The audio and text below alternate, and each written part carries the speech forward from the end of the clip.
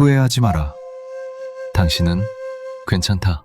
혹시 밤이 되면 잠이 오지 않으신가요? 지나온 날들이 자꾸만 떠오르고 그때 그렇게 하지 말걸. 조금만 더 잘할걸. 이런 생각에 가슴이 먹먹해지진 않으신가요? 아침에 눈을 뜨면 오늘 하루를 어떻게 채워야 할지 막막하고 누군가와 이야기하고 싶은데 말을 꺼낼 사람이 없어서 그저 하루를 보내는 것만으로도 벅찰 때가 있으시죠? 괜찮습니다. 원심만 그런 게 아닙니다. 오늘 저는 당신께 200년 전 유배지에서도 흔들리지 않았던 한 사람의 이야기를 들려드리려 합니다. 그의 이름은 정약용.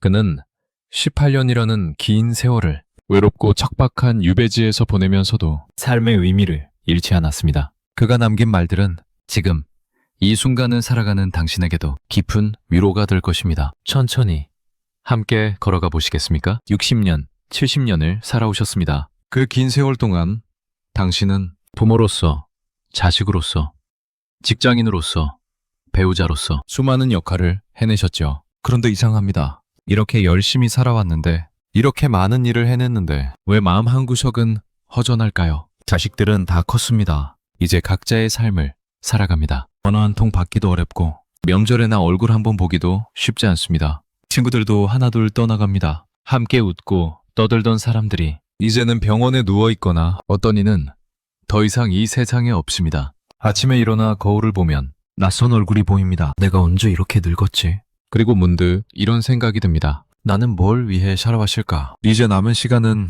얼마나 될까? 나는 정말 행복했을까? 이런 질문들이 밤마다 찾아옵니다. 답은 쉽게 나오지 않고 그저 천장만 바라보다 잠이 듭니다. 당신은 혼자가 아닙니다. 이 순간에도 수많은 사람들이 당신과 같은 마음으로 밤을 보내고 있습니다. 외롭다고 말하기는 부끄럽고 힘들다고 말하기는 자존심이 상하고 그저 괜찮은 척 웃으며 하루를 보냅니다. 하지만 집에 돌아와 혼자가 되면 그 무게가 고스란히 느껴집니다. 나는 왜 이렇게 외로울까? 나는 왜 이렇게 쓸쓸할까? 이런 당신께 200년 전 한 사람의 이야기를 들려드리고 싶습니다. 1801년 봄, 정약용은 억울한 누명을 쓰고 전라도 강진으로 유배를 떠났습니다. 그의 나이 40. 한창 일할 나이였고 가장 왕성하게 활동하던 시기였습니다. 한양에서 잘 나가던 관료였던 그는 하루아침에 모든 것을 잃었습니다. 권력도, 명예도, 가족도 모두 떠나보내야 했습니다. 아내와 자식들은 한양에 남았고 그는 홀로 낯선 땅으로 떠나야 했습니다. 강진, 서울에서 멀고 먼 남쪽 끝, 아는 사람 하나 없는 곳. 그곳에서 그는 18년을 살아야 했습니다. 6570일 매일 아침 눈을 뜨면 낯선 천장이 보였을 겁니다. 매일 밤 잠들기 전에는 한양에 있는 가족들이 떠올랐을 겁니다. 아내는 잘 지내고 있을까? 아이들은 밥은 제대로 먹고 있을까? 나는 언제 집으로 돌아갈 수 있을까? 하지만 답은 없었습니다. 돌아갈 날이 정해지지 않은 유배. 끝이 보이지 않는 시간. 상상해 보십시오. 당신이 지금까지 쌓아온 모든 것이 하루아침에 사라진다면 어떨까요? 당신이 사랑하는 사람들과 헤어져야 한다면 어떨까요? 돌아갈 수 있을지도 모르는 낯선 곳에서 홀로 살아야 한다면 어떨까요? 아마도 당신은 무너질 것 같을 겁니다. 정약용도 그랬습니다. 처음에는 절망했습니다. 분노했습니다. 억울했습니다. 하지만 그는 그 절망 속에서 다시 일어섰습니다. 어떻게 가능했을까요? 사람은 뜻을 세우는 것이 가장 중요하다. 뜻이 서지 않으면 세상 만사가 이루어지지 않는다. 정약용이 유배지에서 남긴 이 말은 그의 삶 전체를 관통하는 철학이었습니다. 유배 초기 그는 깊은 절망에 빠졌습니다. 나는 왜 이런 고통을 겪어야 하는가? 나는 무엇을 잘못했는가? 이제 내 인생은 끝난 것인가? 하지만 그는 어느 날 깨달았습니다. 내가 바꿀 수 없는 것을 한탄하는 대신 내가 할 수 있는 것에 집중하자. 그리고 그는 스스로에게 물었습니다. 나는 무엇을 위해 살 것인가? 이 시간을 어떻게 쓸 것인가? 내가 할 수 있는 것은 무엇인가? 그 답은 명확했습니다. 나는 배우고, 쓰고, 가르치는 사람이다. 그것이 내가 할 수 있는 일이고 그것이 내가 하고 싶은 일이다. 그렇게 그는 새로운 뜻을 세웠습니다. 유배지에서도 학문을 멈추지 않겠다. 백성들을 위한 책을 쓰겠다. 후세에 도움이 되는 지식을 남기겠다. 이 뜻이 그를 살게 했습니다. 매일 아침 일어날 이유가 생겼고 매일 밤 잠들 때 보람을 느꼈습니다. 18년 동안 그는 500권이 넘는 책을 썼습니다. 목민심서, 경세유표, 흠흠신서, 지금까지도 익히는 위대한 저작들을 그 척박한 유배지에서 완성했습니다. 그가 할 수 있었던 이유는 단 하나였습니다. 그에게는 뜻이 있었기 때문입니다. 지금 이 순간 당신은 생각하실 겁니다. 나는 이미 늙었어. 이제 무슨 뜻을 채워? 나는 이미 할 수 있는 건 다 했어. 이제 그냥 조용히 살다 가는 거지. 아닙니다. 절대 그렇지 않습니다. 당신은 늙은 게 아닙니다. 단지 조금 지쳐 있을 뿐입니다. 뜻이라는 건 거창한 게 아닙니다. 세상을 바꾸는 일만이 뜻이 아닙니다. 큰 업적을 남기는 것만이 뜻이 아닙니다. 뜻이란 나는 어떻게 살 것인가에 대한 마음가짐입니다. 오늘 하루를 의미 있게 살겠다. 이것도 뜻입니다. 손주에게 따뜻한 할머니로 기억되고 싶다. 이것도 뜻입니다. 왜 마음의 평화를 지키고 싶다. 이것도 충분한 뜻입니다. 매일 아침 산책을 하며 건강을 지키겠다. 이것도 뜻입니다. 한 달에 한 권씩 책을 읽겠다. 이것도 뜻입니다. 주변 사람들에게 따뜻한 말을 건네겠다. 이것도 뜻입니다. 정약용이 말한 뜻이란 거대한 목표가 아니라 삶의 방향이었습니다. 그는 유배지에서 단 하루도 허투루 보내지 않았습니다. 새벽에 일어나 글을 읽고 농민들과 이야기를 나누고 밤이 되면 아들에게 편지를 썼습니다. 그에게는 매일매일이 의미 있는 시간이었습니다. 당신도 그럴 수 있습니다. 오늘 아침 일어나서 잠시 생각해 보세요. 오늘 나는 무엇을 할까가 아니라 오늘 나는 어떤 마음으로 살까를 그것만으로도 당신의 하루는 달라집니다. 예를 들어볼까요? 어제까지는 오늘도 할 일이 없네. 이렇게 생각하며 하루를 시작했다면 오늘은 평온한 마음으로 하루를 보내자. 이렇게 생각해 보세요. 그러면 모든 것이 달라집니다. 밥을 먹을 때도 그냥 배를 채우는 것이 아니라 내 몸을 돌보는 시간이 됩니다. 산책을 할 때도 시간을 때우는 것이 아니라 자연과 함께하는 시간이 됩니다. TV를 볼 때도 우려함을 달래는 것이 아니라 휴식을 취하는 시간이 됩니다. 같은 하루인데 의미가 완전히 달라집니다. 이것이 바로 정약용이 말한 뜻입니다. 그렇다면 어떻게 뜻을 세울 수 있을까요? 어렵지 않습니다. 지금 당장 할 수 있습니다. 첫째, 스스로에게 물어보세요. 나는 무엇을 할 때 가장 마음이 편안한가? 나는 무엇을 할 때 가장 기쁜가? 나는 무엇을 하고 싶은가? 정답은 없습니다. 관심만의 답을 찾으면 됩니다. 혹시 꽃을 보는 것이 좋으신가요? 그럼 매일 아침 화분에 물을 주는 것을 당신의 뜻으로 삼으세요. 혹시 손주와 시간을 보내는 것이 좋으신가요? 그럼 일주일에 한 번 손주에게 전화하는 것을 당신의 뜻으로 삼으세요. 혹시 글을 쓰는 것이 좋으신가요? 그럼 매일 짧은 일기를 쓰는 것을 당신의 뜻으로 삼으세요. 둘째, 작게 시작하세요. 정약용도 처음부터 고백권의 책을 쓰겠다고 마음먹지 않았습니다. 그는 그저 오늘 하루 한 장만 쓰자 이렇게 시작했습니다. 그리고 그것이 쌓여서 500권이 되었습니다. 당신도 마찬가지입니다. 나는 건강해지고 싶어 라는 막연한 생각보다는 오늘 10분만 걸어보자 이렇게 작게 시작하세요. 나는 책을 많이 읽고 싶어 라는 막연한 생각보다는 오늘 5페이지만 읽어보자 이렇게 작게 시작하세요. 작은 것들이 쌓이면 큰 변화가 됩니다. 셋째, 완벽하려 하지 마세요. 정약용도 매일 완벽하지 않았습니다. 어떤 날은 글이 써지지 않았고 어떤 날은 마음이 무너졌습니다. 하지만 그는 다시 시작했습니다. 당신도 그러면 됩니다. 오늘 계획했던 걸 못했다고 자책하지 마세요. 내일 다시 시작하면 됩니다. 중요한 건 완벽하게 하는 것이 아니라 계속하는 것입니다. 지금 당신도 누군가의 말에 상처받고 계신가요? 자식이 던진 무심한 한마디가 며칠째 가슴에 박혀 있나요? 엄마, 왜 자꾸 같은 말해요? 아빠, 그냥 쉬세요. 괜찮아요. 이제 우리가 알아서 할게요. 그 말들이 당신을 무력하게 만들었나요? 혹은 친구가 당신을 무시하는 듯한 말을 했나요? 너도 이제 늙었어. 우린 이제 그냥 조용히 살아야지. 요즘 사람들은 우릴 이해 못해. 그런 말들이 당신을 초라하게 만들었나요? 아니면 병원에서 의사가 한 말이 당신을 불안하게 만들었나요? 나이가 있으시니까요.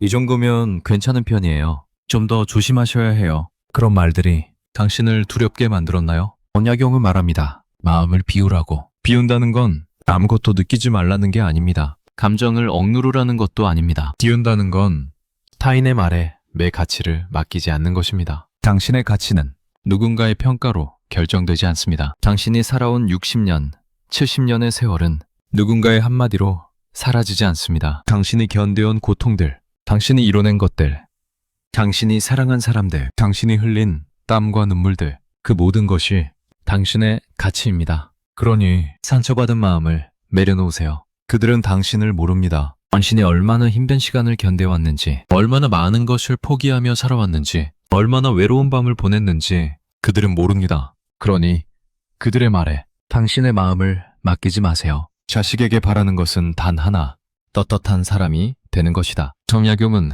유배지에서 두 아들에게 수백 통의 편지를 썼습니다. 그 편지 속에는 이렇게 살아라는 명령이 아니라 이렇게 살면 어떨까?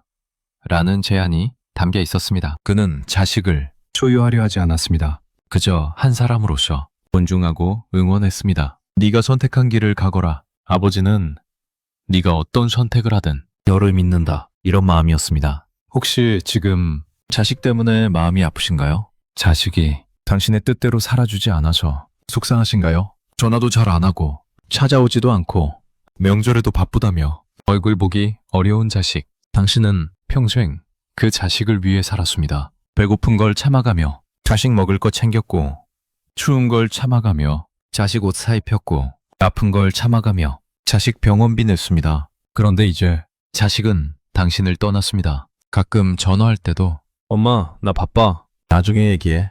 이렇게 말하고 끊습니다. 명절에 와도 밥만 먹고 금방 일어나려 합니다. 친구들과 약속이 있어서요. 아이들 학원 보내야 해서요. 그럴 때마다 당신의 마음은 무너집니다. 내가 뭘 잘못했을까? 내가 부족해서 그런가? 내가 무슨 죄를 지었길래? 하지만 언약용은 말합니다. 자식은 당신의 소유가 아니다. 자식은 독립된 한 사람이다. 자식은 당신이 바라는 대로 살아줄 의무가 없습니다. 자식은 당신을 행복하게 해줄 책임이 없습니다. 자식은 자식의 삶을 살 권리가 있습니다. 이 사실을 받아들이세요. 쉽지 않습니다. 당연히 쉽지 않습니다. 평생을 자식 위에 살아온 당신에게 이런 말을 듣는 건 너무나 가혹할 수 있습니다. 하지만 이 사실을 받아들여야 당신도 자유로워집니다. 자식에게서 자유로워진다는 건 자식을 사랑하지 않는다는 게 아닙니다. 자식을 포기한다는 것도 아닙니다. 자식에게서 자유로워진다는 건 자식의 선택을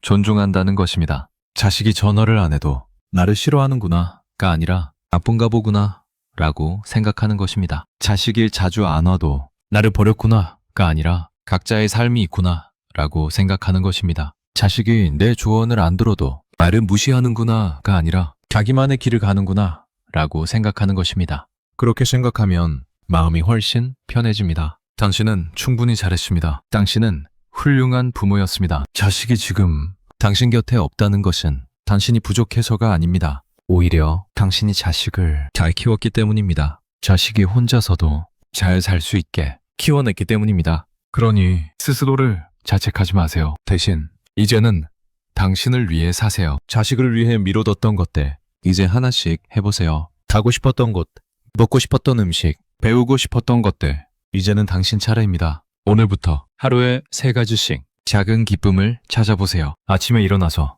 오늘 날씨가 좋네. 따뜻한 이불 속이 기분 좋네. 오늘도 눈을 뜰 수 있어서 감사해. 점심을 먹으면서 밥이 맛있네.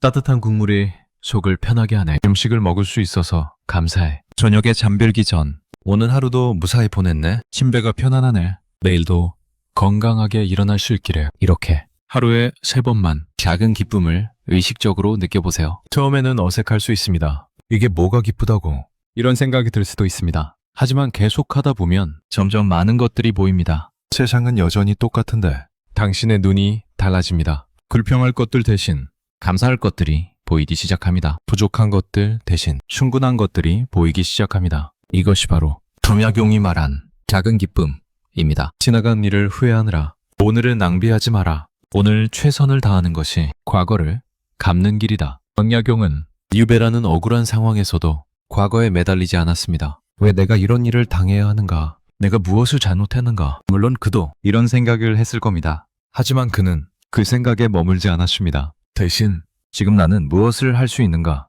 이렇게 물었습니다. 과거는 바꿀 수 없지만 오늘은 바꿀 수 있기 때문입니다. 당신도 혹시 과거에 매달려 계신가요?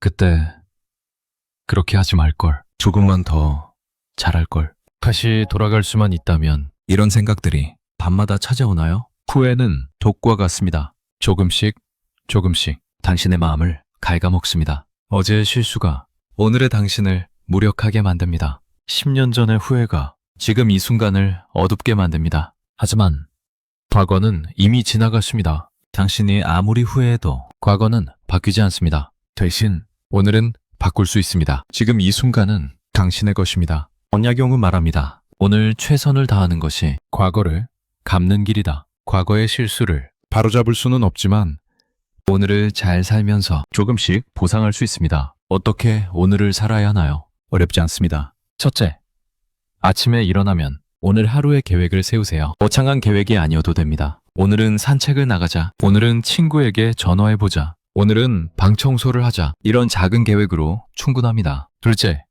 그 계획을 실행하세요. 완벽하게 하지 못해도 됩니다. 중요한 건 시작하는 것입니다. 산책을 10분만 해도 좋고, 친구와 5분만 통화해도 좋고, 방 한 켠만 정리해도 좋습니다. 셋째, 저녁에 되돌아보세요. 오늘 나는 무엇을 했나? 오늘 나는 어떤 마음이었나? 그리고 스스로를 칭찬하세요. 오늘 잘했어. 오늘도 수고했어. 이렇게 하루하루를 정성스럽게 살다 보면 과거의 후회가 점점 작아집니다. 왜냐하면 당신은 이미 최선을 다하고 있기 때문입니다. 혼자 있을 때 비로소 자신을 만날 수 있다. 고독은 외로움이 아니라 나를 알아가는 시간이다. 왕약용은 18년의 유배 생활 동안 대부분의 시간을 혼자 보냈습니다. 처음에는 그 고독이 견디기 힘들었을 겁니다. 하지만 시간이 지나면서 그는 깨달았습니다. 혼자 있는 시간이 외로운 시간이 아니라 자신을 만나는 시간이라는 것을. 당신도 혹시 혼자 있는 시간이 두렵나요? 아무도 없는 집에 혼자 앉아 있으면 불안하고 외로운가요? TV를 켜거나 전화를 걸거나 무언가를 해야 그 외로움을 잊을 수 있나요? 많은 사람들이 혼자 있는 것을 두려워합니다. 혼자 있으면 생각이 너무 많아지고 과거가 떠오르고 불안이 밀려오기 때문입니다. 하지만 언약용은 말합니다. 혼자 있는 시간을 두려워하지 마라. 혼자 있는 시간은 당신을 알아가는 소중한 시간입니다. 오늘 30분만 혼자만의 시간을 가져보세요. TV도 끄고 전화도 끄고 그저 조용히 앉아 있어 보세요. 처음에는 불편할 수 있습니다. 뭘 해야 하지? 이렇게 있으니까 이상해. 이런 생각이 들 수 있습니다. 괜찮습니다. 그냥 있으면 됩니다. 창밖을 바라보거나 손을 바라보거나 그저 숨소리를 들으면 됩니다. 그렇게 있다 보면 점점 마음이 고요해집니다. 그리고 어느 순간 당신 자신과 대화하게 됩니다. 나는 지금 어떤 마음일까? 나는 무엇을 원하고 있을까? 나는 어떤 사람일까? 이런 질문들이 자연스럽게 떠오릅니다. 이것이 바로 자신을 만나는 시간입니다. 이 시간이 쌓이면 당신은 더 이상 외롭지 않습니다. 왜냐하면 당신에게는 당신이 있기 때문입니다. 사람은 나이를 먹는 것이 아니라 마음이 늙는 것이다. 배움을 멈추지 않으면 영원히 젊다. 언약용은 유배지에 갔을 때 이미 40이었습니다. 당시 40이면 노임에 가까운 나이였습니다. 하지만 그는 배움을 멈추지 않았습니다. 새로운 것을 연구하고 새로운 책을 쓰고 새로운 생각을 했습니다. 그는 죽는 날까지 공부하는 사람이었습니다. 나는 이미 늙었어요. 이제 새로운 걸 배우기엔 늦었어요. 정말 그럴까요? 아닙니다. 절대 늦지 않았습니다. 당신이 숨을 쉬고 있는 한, 당신이 생각할 수 있는 한 배울 수 있습니다. 나이는 단지 숫자일 뿐입니다. 중요한 건 당신의 마음입니다. 새로운 것을 배우고 싶은 마음, 성장하고 싶은 마음, 변화하고 싶은 마음. 그 마음이 있다면 당신은 아직 젊습니다. 그래도 나이가 있는데 뭘 배워요? 무엇이든 배울 수 있습니다. 스마트폰 사용법을 배워도 좋고, 그림 그리기를 배워도 좋고, 악기 연주를 배워도 좋고, 요리를 배워도 좋습니다. 중요한 건 새로운 것에 도전하는 것 자체입니다. 새로운 것을 배우면 뇌가 활성화됩니다. 기억력도 좋아지고, 집중력도 좋아지고, 삶의 활력도 생깁니다. 무엇보다 나도 할 수 있구나 라는 자신감이 생깁니다. 시작은 간단합니다. 동네 주민센터에 가면 다양한 강좌들이 있습니다. 대부분 무료이거나 저렴한 가격입니다. 한번 가보세요. 어떤 수업이 있는지 둘러보기만 해도 좋습니다. 혹은 유튜브를 켜보세요. 요즘은 무료로 많은 것을 배울 수 있습니다. 이 나이에 유튜브를? 이렇게 생각하지 마세요. 나이는 상관없습니다. 배우고 싶은 마음만 있으면 됩니다. 당신의 하루 평온하기를 바랍니다. 당신의 마음이 따뜻하기를 바랍니다. 당신의 매일이 희망으로 가득하기를 바랍니다. 여기까지 함께 해주셔서 감사합니다. 구독과 좋아요로 응원해주세요.